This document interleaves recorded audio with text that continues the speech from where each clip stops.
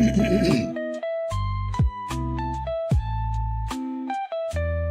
is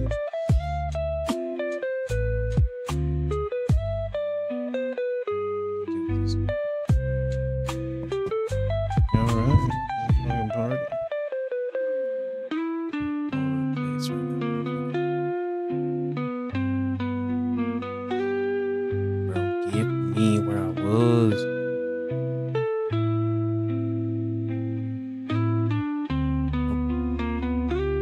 Oh, shit.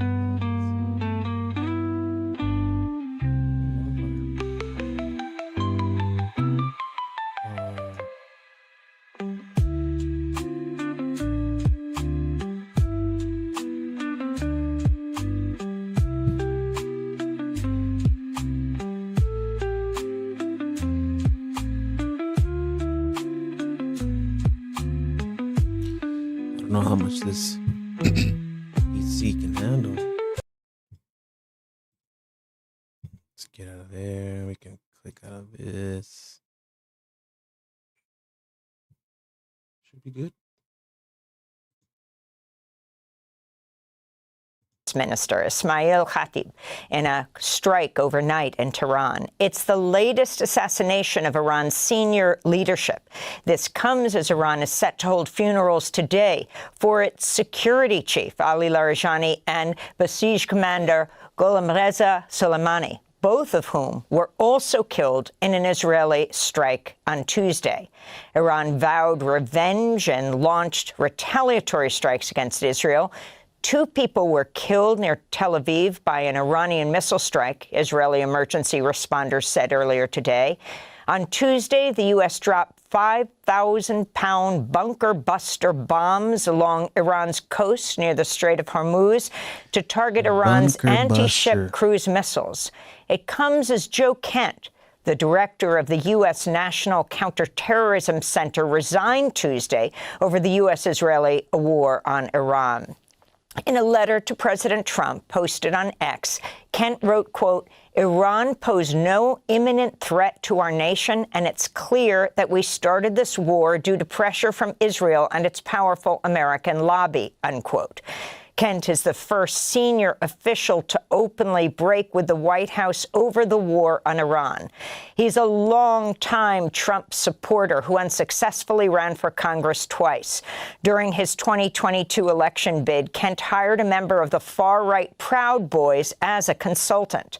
Meanwhile, top intelligence officials are expected to testify before the Senate Intelligence Committee later today. It comes as senior Israeli officials have told U.S. diplomats Iranian protesters will, quote, get slaughtered, unquote, if they demonstrate against their government, even as Israel has been promoting anti-regime protests. That's according to a State Department cable reviewed by the Washington Post. Iran's Ministry of Health says at least 1,444 people have been killed. Every time I hear the ministry of this, the ministry of that, I think of, looks over there, but 1984 just sounds, now it sounds weird. Nearly 19,000 injured in U.S.-Israeli attacks on Iran since February 28th. This is a worker with the Iranian Red Crescent.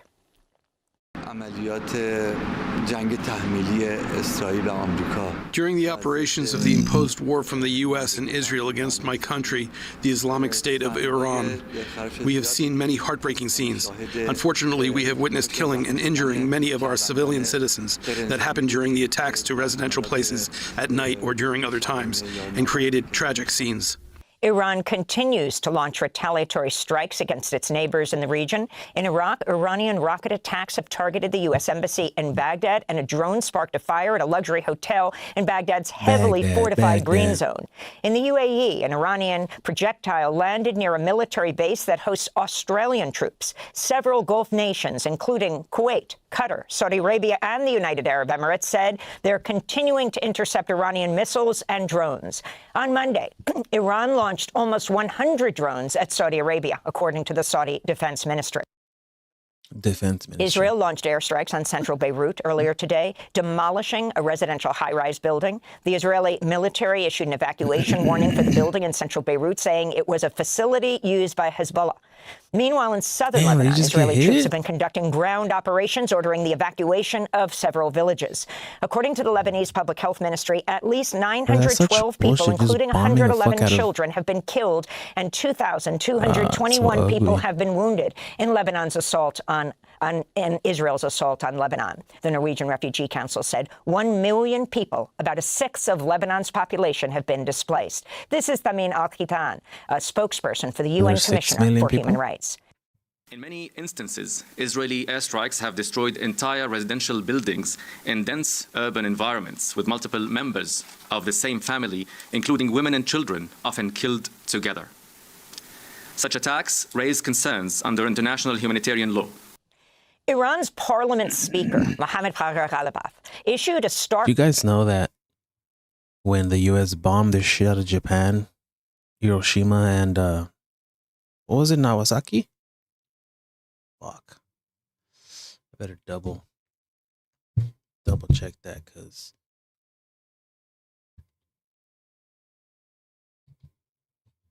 which Japan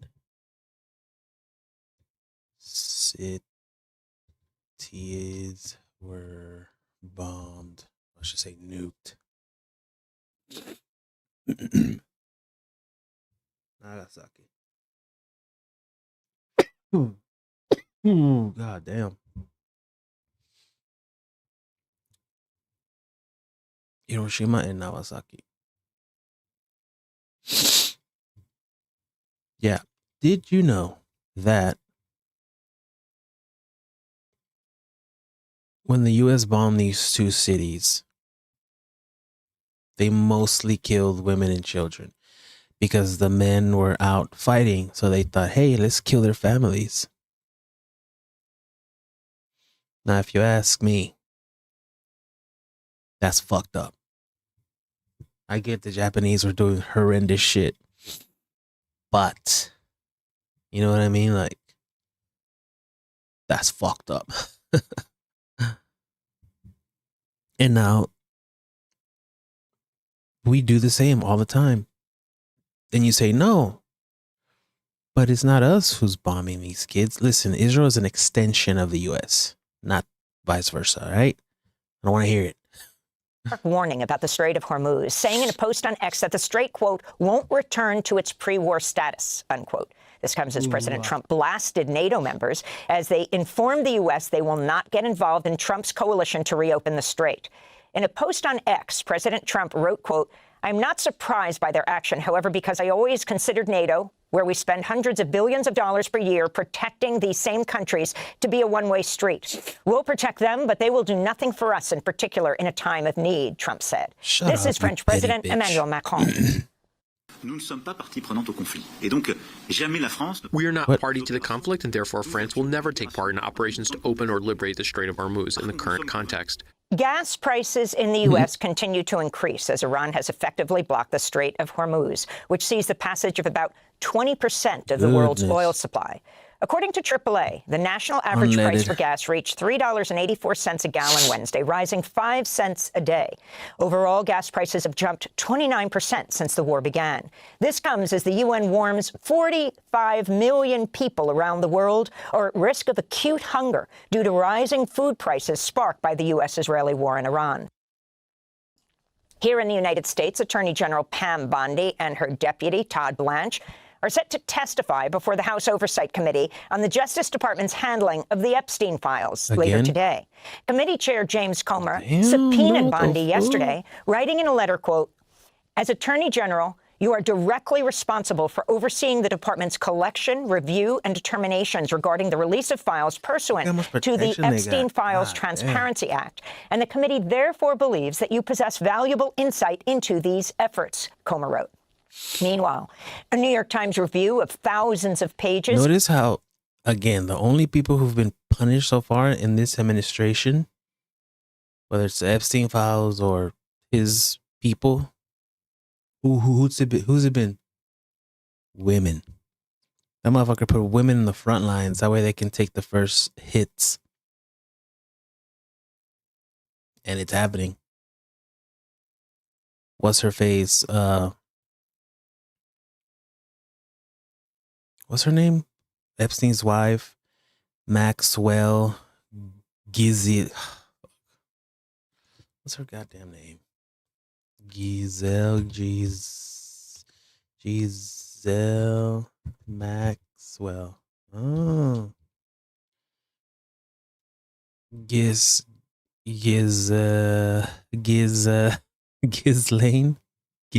Maxwell.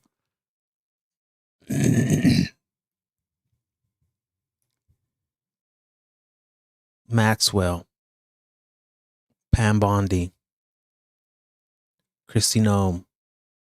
Who's next? It's probably not going to be a man. It's going to be a woman. Hey, like we say, por pendejas. Of Justice Department documents found the late convicted sex offender Jeffrey Epstein spent heavily on a rotating team of search engine optimization experts, self-described hackers, and content writers to reshape how Epstein appeared on Google and Wikipedia after his 2008 sex crimes conviction. Senate Democrats late Tuesday sent the White House a new counteroffer to fund the Department of Homeland Security, which has been under a partial shutdown for more than a month. The Trump administration has so far ignored demands from Democrats, such as requiring officers to obtain a judicial warrant to enter private homes and to address the excessive use of force by immigration agents. Earlier Tuesday, the administration signaled it's open to enforcing, quote, the use of visible officer identification, though Trump officials have not conceded to prohibiting officers from wearing face coverings. This comes as Trump's Homeland Security Secretary nominee, Republican Senator Markwayne Mullin, is set to appear before a Senate committee today as his confirmation process begins. Trump appointed Mullin to replace Kristi Noem, who was fired from the position as head of Department of Homeland Security earlier this month. Several immigrants from El Salvador who were deported by the Trump administration last year have been disappeared and subjected to arbitrary detention in their home country. That's according to a new report by Human Rights Watch, which said at least 11 deported Salvadorans have languished in detention for months since being deported from the United States to El Salvador. They have not been allowed to communicate with their families or provided due process. Some of them were deported last March, along with dozens of Venezuelans, and sent to the troubled Secat mega prison in El Salvador, where there are mounting reports of torture, including sexual violence. What the fuck? A federal judge has temporarily blocked the Trump administration from terminating temporary protected status, that's TPS, for immigrants from Somalia. The judge's emergency order came as the relief was slated to end yesterday. The Council on American Islamic Relations, CARE's Minnesota chapter, said in a statement, quote, this decision brings a critical moment of relief for Somali families across Minnesota and the country who've been living under the weight of uncertainty, unquote. Minnesota is home to one of the largest Somali populations in the United States. The Trump administration is considering withholding HIV treatment, tuberculosis, and malaria medications from Zambia. I like how people pretend to get mad over this fraud about the Somalians in Minnesota, but where's the outrage from the fraud that's happening in the government, from the military losing the Pentagon? Was it that lost like a couple $1 billion? Your tax dollars that don't go to your city, to education, and then we give the military all this money, and at the end of the day, I heard they don't even develop weapons. They sell these contracts to contractors. They keep all the money, and then they make shitty weapons. And I think we're seeing it now with this war.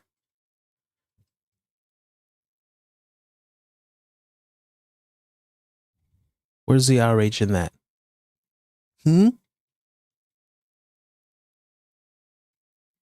In order to force the country to open its mines to U.S. companies. That's according to a leaked State Department memo obtained by the New York Times. The memo says, quote, we will only secure our priorities by demonstrating willingness to publicly take support away from Zambia on a massive scale, unquote. The proposed deal would offer Zambia $1 billion in health funding over 5 years, which is less than half of what the country received before President Trump took office. In return, Zambia would need to grant U.S. companies access to its copper, cobalt, and lithium reserves and agree to restructure a nearly $500 million agricultural grant to require regulatory changes in its mining sector. About 1.3 million people in Zambia rely on daily HIV treatment provided through U.S. aid programs. Cuba's restored power after a 29-hour island-wide blackout left millions of people without electricity. Cuban energy officials said they'd reconnected the national power grid that had completely collapsed Monday. But blackouts are expected to continue. A U.S. energy blockade has cut off Cuba from accessing desperately needed fuel as the Trump administration intensifies its pressure to topple the Cuban government. I would love to talk to somebody who lives in Cuba right now. Where I live, there's a lot of Cubans, but we all know about the Cuban diaspora, right? I would like to talk to somebody just to ask questions. We ain't gotta get too political because, everything's political. But, I just want to talk to somebody. Because if I have somebody here, I don't know what the hell they're going to say. They could say, I don't know, some bullshit like it's their government's fault that this is all happening. It's like, bro, come on. You have everything you need in this right here. This is an empty phone case, but you know what I mean. The Justice Department's dismissed charges against an Army veteran who set a U.S. flag on fire across the street from the White House last year. The protest held by John J. Kerry came in response to a Trump executive order that mandated federal agencies to vigorously prosecute anyone who burns the U.S. flag. Kerry was not charged with flag burning, but faced 2 misdemeanors, including for igniting a fire in an undesignated area. A 1989 Supreme Court ruling determined the burning of a U.S. flag as protected speech under the First Amendment. Good. A federal judge in Rhode Island ordered the Trump administration to restore a union contract with 320,000 Veterans Affairs Department workers. This comes after Doug Collins, the VA secretary, canceled the union agreement back in August. U.S. District Judge Melissa DuBose agreed with the American Federation of Government Employees that the VA canceled its bargaining agreement as retaliation for the union's opposition to the Trump administration's labor policies. Everett Kelly, the president of the American Federation of Government Employees, said the ruling, quote, holds this administration accountable and makes clear no one can retaliate against workers for standing up for their rights, unquote. And in Illinois, Lieutenant Governor Juliana Stratton won Tuesday's Democratic Senate primary in a race to succeed Senator Dick Durbin, who's retiring. Al Jazeera and The Intercept reported dozens of donor groups aligned with the American Israel Public Affairs Committee, known as AIPAC, gave money to Stratton's campaign. If elected in November, Stratton could become the 6th black woman to serve in the Senate in U.S. history. Meanwhile, Evanston Mayor Daniel Biss won the Democratic primary in a closely watched race for a U.S. House seat that's not been vacant for nearly 3 decades. More than a dozen Democrats ran to succeed the retiring Congressmember John Schakowsky, who's been in office since 1999. Progressive candidate Kat Ubagazala finished second. Groups linked to AIPAC spent millions of dollars attacking both her and Biss. And those are some of the headlines. This is Democracy Now!, democracynow.org, The War and Peace Report. I'm Amy Goodman. Thanks for watching Democracy Now! On YouTube. Subscribe to the channel and turn on notifications to make sure you never miss a video. And for more of our audience support... Oops. What the hell?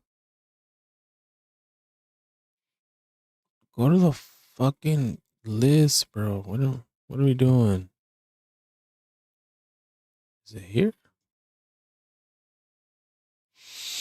Fuck. You know what I should do? Nah. I don't know. We'll watch this because it looked interesting. Did you know that there's a system running the world, controlling everything from prices to energy to government policy? And no, it's not the banking system, it's not the stock market, it's the petrodollar. For over 50 years, it's been shaping our world. I hate when there's the volumes shit. Oh, what is the petrodollar? To understand the petrodollar, we first need to understand why oil is so important. We use oil to fuel our cars, planes and ships, to transport people and goods around our countries and around the globe. We use it to make plastics. In some countries, we use it to produce electricity. We even use it to manufacture chemicals, fertilizers, and many other everyday products. Our Shoe, toothpaste. Is this to make? Shoe, toothpaste, shampoo. modern economy depends on oil. No, let's for basic- restart this. 'Cause Did you know that there's a system running the world controlling everything from prices to energy to government policy? And no, it's not the banking system, it's not the stock market. It's the petrodollar. petrodollar. For over 50 years, it's been shaping our world. Stupid as fuck. So, what is the petrodollar? What is the petrodollar? To understand the petrodollar, So we is it first the need to petrodollar? understand why oil is so important. We use oil to Pay fuel our attention. cars, planes and ships, to transport people and goods around our countries and around the globe. We use it to make plastics. In some countries, we use it to produce electricity. We even use it to manufacture chemicals, fertilizers, and many other everyday products.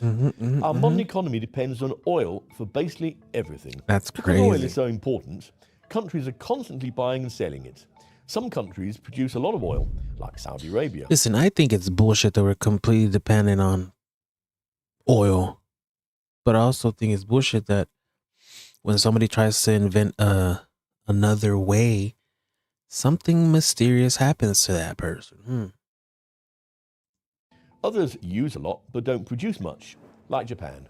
This creates a massive global oil market. So, how did the US dollar come to control this global market? To understand this, 'Cause we need to go back to World War II. it was World War At the end of the II. war, while most of the world lay in ruins, the US emerged with its economy and manufacturing base intact. This led to countries agreeing to make the US dollar the center of the global financial system at the Bretton Woods Conference of 1944. This would be a new world order, backed by the US dollar. The US promised that its dollars could be exchanged for gold, and so other currencies tied their currencies to the dollar. But in 1971, President Nixon decoupled the US economy from the gold standard. This was known as the Nixon shock. This transitioned the world into a fiat currency economy rather than a gold-backed economy. Fiat currency is government-issued Fiat. money that isn't backed by a physical commodity like gold Government issued money that isn't backed by a physical commodity. So we could just print it. or silver, and instead gets its value from public trust and economic stability. After the US stopped backing dollars with gold, the dollar stayed dominant because the US economy was so huge, and the US government was considered to be stable. Also, many global transactions were already done in dollars. So, the dollar became what's called the world's reserve currency, meaning countries hold large amounts of it in their central banks. But in 1973, the world experienced the OPEC oil crisis. This was when Arab oil-producing countries stopped selling oil to countries supporting Israel in the Yom Kippur War, including the United States, in order to gain political leverage. This Leverage. caused oil prices to quadruple, leading to massive shortages and severe inflation in Rent a Western bike? What the economies. fuck? In response to this, the US made a major agreement with Saudi Arabia, one of the world's largest oil producers. The deal was simple. Saudi Arabia would sell its oil only in US dollars. In return, the US would provide military protection and support. Since Saudi Arabia was the largest of the oil-producing countries, the other ones soon had to follow suit. This meant that you needed US dollars if you wanted to buy oil from most major producers, no matter where you were in the world. This system is what we call the petrodollar system. Petrodollar system. Here's the big idea. If every country needs oil, and oil is sold in dollars, then every country needs dollars. Imagine you're a country like Japan. You don't produce much oil, but you need oil to power your economy. To buy oil, you must first get US dollars, second, keep dollar reserves ready, third, trade with the US or hold US assets. This creates constant global demand for the US dollar, and that demand gives the US major advantages. It keeps the dollar strong because everyone needs dollars. It allows the US government to borrow money more easily and at lower interest rates. And it means the US can use financial systems like sanctions to influence other countries because so many international We need to learn about sanctions because I kind of understand it, but not enough to like explain it to like a 5-year-old. You know what I mean? transactions go through US banks. In simple terms, Boom, right here. the petrodollar helps keep the US dollar at the center of the world economy. What happens to the oil money that the oil-producing countries receive? They don't just store piles of cash, they invest it. This is called petrodollar recycling. For example, oil countries invest in US government bonds. They buy American companies. Bonds too. They invest in real estate and global markets.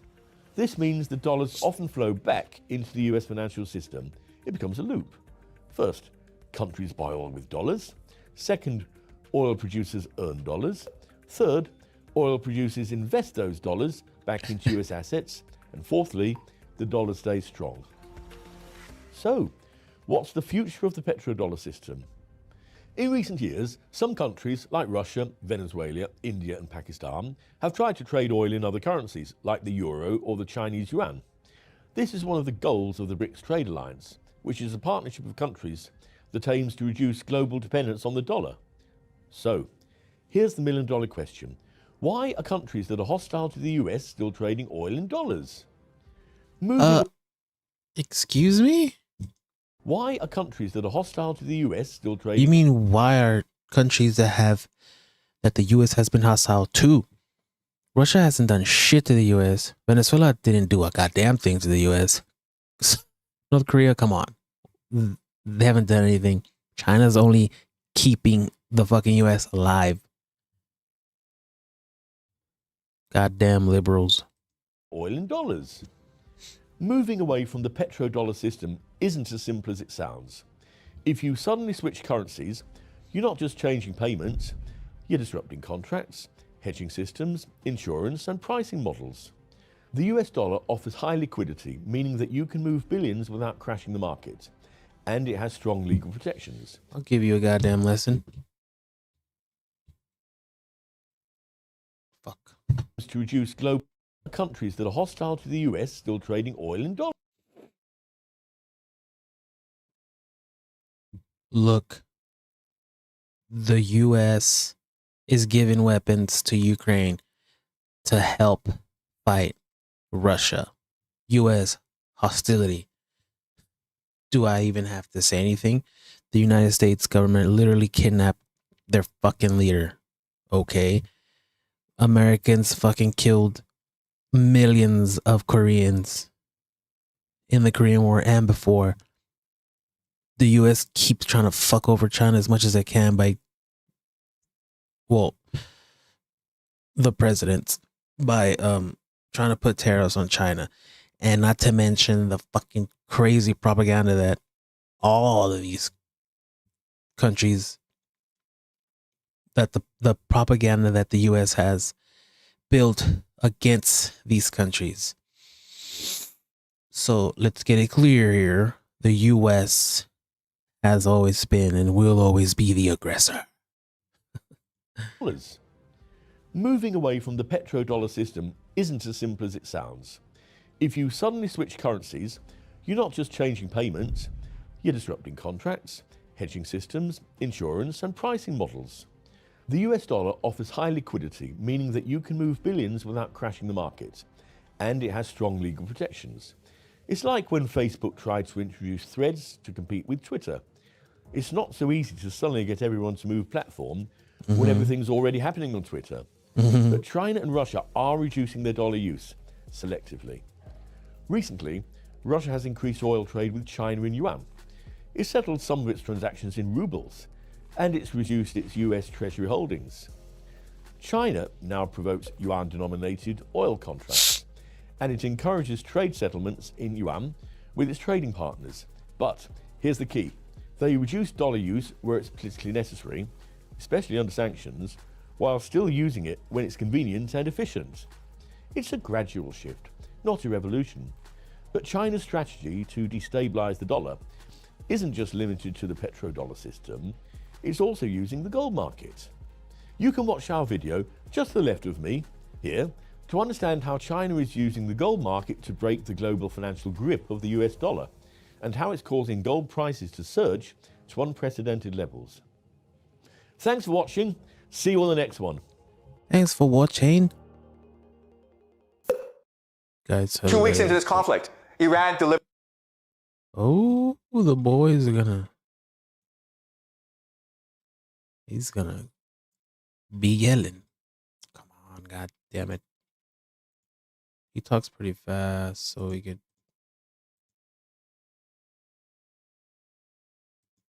Delivered its most striking move yet. It wasn't a missile, a drone, or any conventional weapon. Instead, it was a single sentence from a senior Iranian official to CNN on a Saturday morning.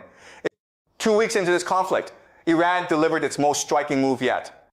It wasn't a missile, a drone, or any conventional weapon. Instead, it was a single sentence from a senior Iranian official to CNN on a Saturday morning.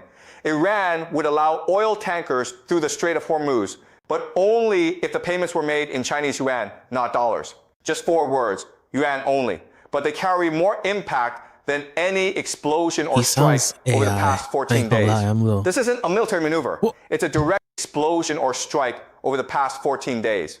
This isn't a military maneuver. This is AI, bro. What the fuck? It looks so real. Holy schnitzel. Professor, I'm guessing this isn't. Does he?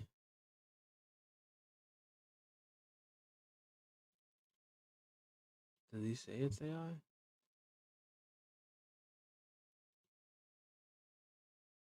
Does this help? Putting all the hashtags on the here instead? How this was made, altered or synthetic content, sounds or visuals were significantly edited. There it is. At the very bottom, ladies and gentlemen. I want you to take a goddamn look. Okay. Okay. So let me take you through how I noticed. It's a direct challenge. Not only does he sound like a fucking bot, but because it looks real, dude. Like, what the fuck? But watch. But only if the payments were made in Chinese yuan, not dollars. Just 4 words, yuan only. But they carry more impact than any explosion or strike over the past 14 days. This isn't a military. Right there. Boom. I need to hurry up because I only have 2 minutes.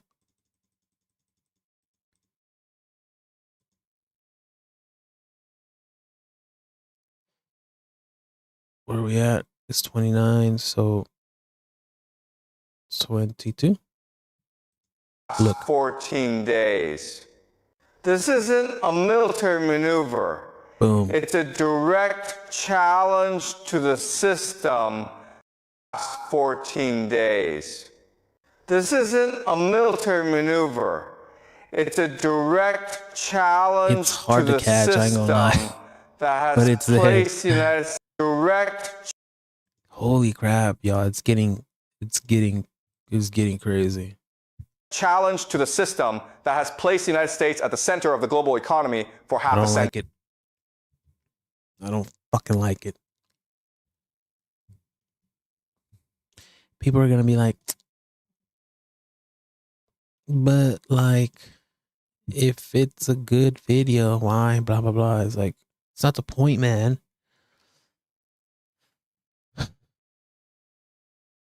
the point. Anything we can watch here? Oh, I've been wanting to watch that. I want to watch that too. How much time we got? 22 minutes. We could watch a 10-minute video.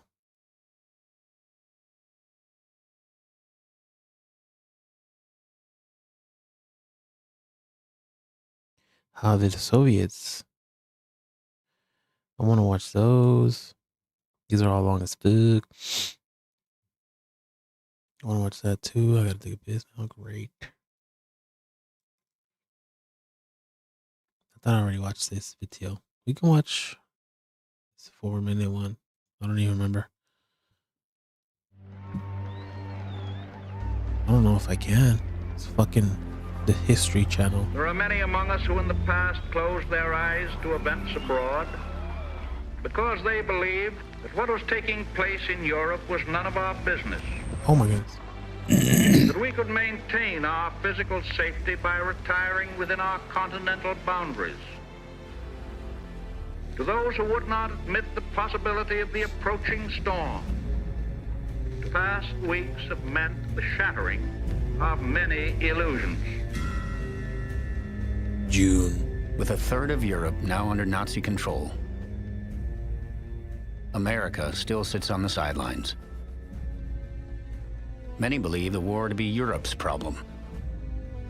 Recalling the horrors of World War I, the majority of Americans don't want to get involved in another European war. President Franklin Roosevelt attempts to convince them otherwise.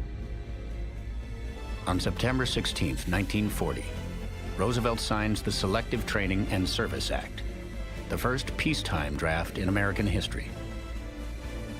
All able-bodied men between 21 and 30 must register for military service. Though Congress approves the bill, it is careful to call it... Isn't that kind of obvious? When was it? On September 16th, 1940. 1940. The war has like a year old.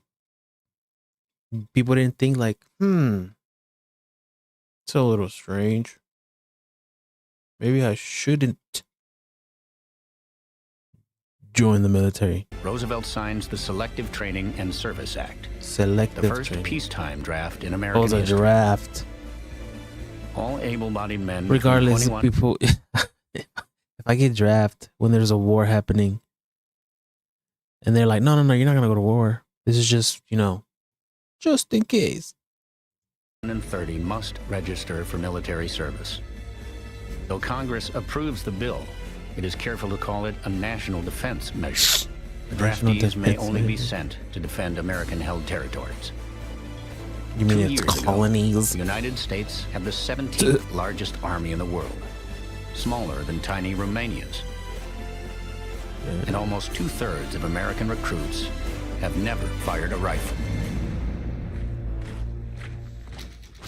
By the summer of 1941, Hitler is ready to launch his forces further east. In June, his armies invade the Soviet Union. By September, they have captured over 1.4 million Soviet troops.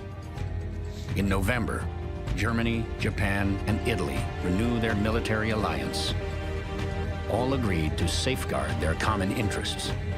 The Axis powers are ready to carve up the world.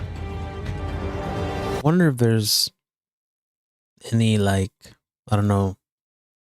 intelligence that said, Italy and Japan were teaming up with this fucking guy.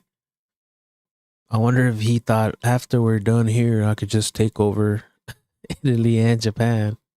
Because he fucked over his buddies. Fucked over Russia. You know what I mean? Who said he wasn't going to fuck over these other two countries?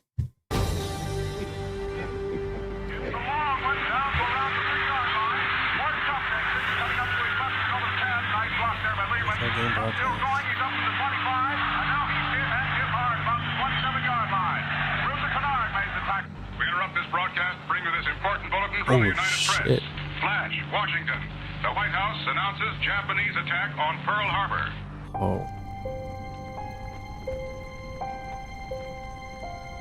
December 7th, 1941,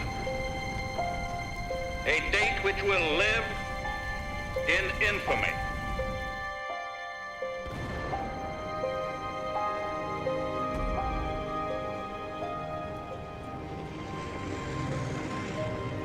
The facts of yesterday and today they killed a lot.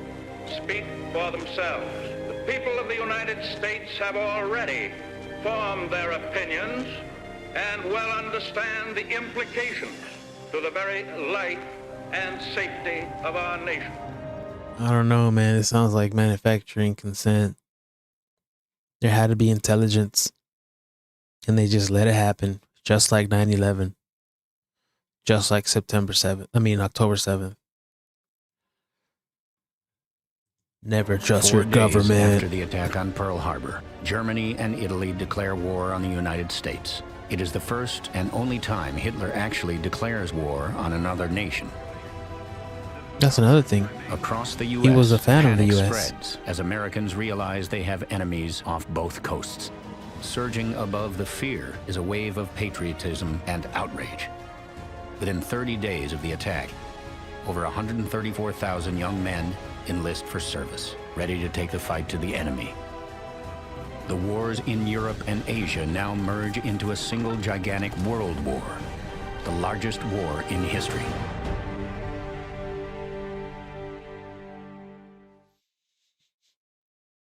World War II. All right, we're gonna win. Let's do this. Tell everybody.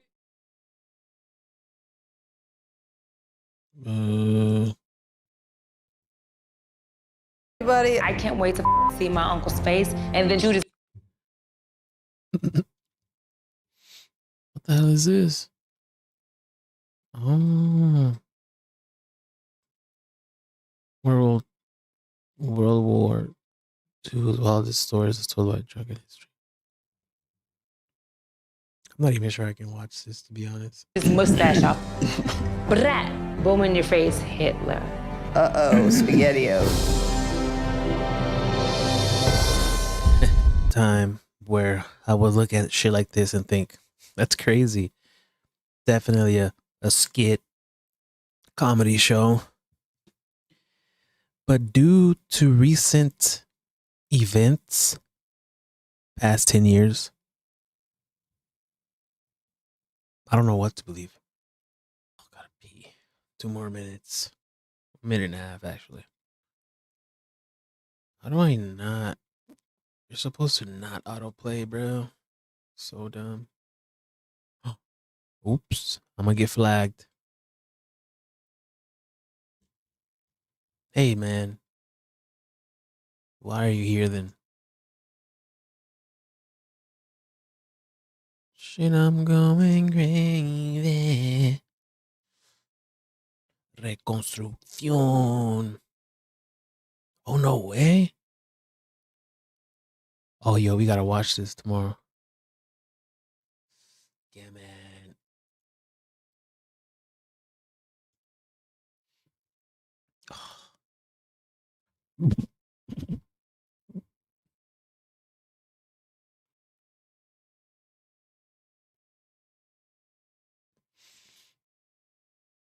Taiwan is invaded. I want to ensure that we've codified passive support to sell Taiwan weapons if Congress wills it. So Trump just can't overrule it, or whoever the president is. That's in Congress's hands. And that we can militarily step in to defend Taiwan with naval fleets for interception and selling weapons. I wonder if this is ultimately what cost her the election. Just a lot of people were like, you know what? Nah, hell nah. Because if that's the case, there's a lot of people out there who have this anti-imperialist, you know.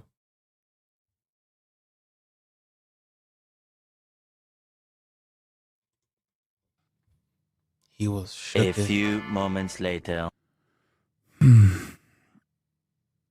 If Taiwan is invaded, I want to. Also, make sure we. Life hack, en el restaurante La Torre Eiffel te dan unos vasos de estos que luego tú tienes que canjear en una máquina como esa y te da 2 euros. Bueno, pues la gente se ha ido dejando los vasos y lo que hemos hecho ha sido ir cogiéndolos y metiéndolos en la máquina. Entonces hemos ganado como 22 euros. Por si algún día venís a París. Life hack, en el... We're done. We are done, ladies and gents.